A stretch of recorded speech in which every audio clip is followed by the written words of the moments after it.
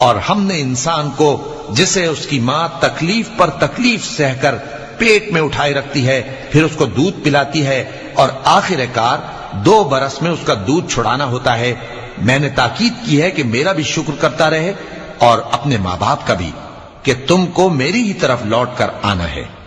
और अगर वो दोनों तुझ पर जोर डालें कि तू मेरे साथ किसी ऐसी चीज को शरीक करे जिसका तुझे कुछ भी इल्म नहीं, तो उनका कहा ना मानना। हाँ, दुनिया के कामों में उनका अच्छी तरह साथ देना और जो शख्स मेरी तरफ रुजू लाए उसके रास्ते पर चलना। फिर तुमको मेरी तरफ लौट कर आना है तो जो काम तुम करते रहे हो सबसे तुमको आगाह कर दूंगा।